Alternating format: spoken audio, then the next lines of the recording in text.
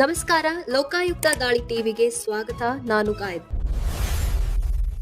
ರಾಜಧಾನಿಯ ಮೆಟ್ರೋ ಪ್ರಯಾಣಿಕರಿಗೆ big relief ಸಿಕ್ಕಿದೆ. ಇವತ್ತಿನಿಂದ ಜಾರಿಯಾಗಬೇಕಿದ್ದ ಮೆಟ್ರೋ ದರ ಏರಿಕೆಗೆ ತಾತ್ಕಾಲಿಕ ತಡೆ ಬಿದ್ದಿದೆ.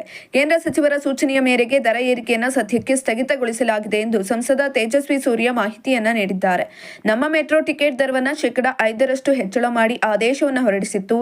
ಈ ಪರಿಷ್ಕೃತ ದರ ಪಟ್ಟಿ ಇಂದಿನಿಂದಲೇ ಜಾರಿಗೆ ಬರಬೇಕಾಗಿತ್ತು.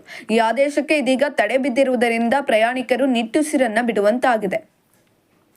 ಇನ್ನು ಬೆಂಗಳೂರು ದಕ್ಷಿಣ ಸಂಸದ ತೇಜಸ್ವಿ ಸೂರ್ಯ ಹಾಗೂ ಬೆಂಗಳೂರು ಸೆಂಟ್ರಲ್ ಸಂಸದ ಪಿಸಿ ಮೋಹನ್ ಅವರು ಈ ವಿಚಾರವಾಗಿ ಕೇಂದ್ರ ವಸತಿ ಮತ್ತು ನಗರ ವ್ಯವಹಾರಗಳ ಸಚಿವ ಮನೋಹರ್ ಲಾಲ್ ಖಟ್ಟರ್ ಅವರನ್ನ ಭೇಟಿಯಾಗಿ ಚರ್ಚೆ ನಡೆಸಿದ್ರು.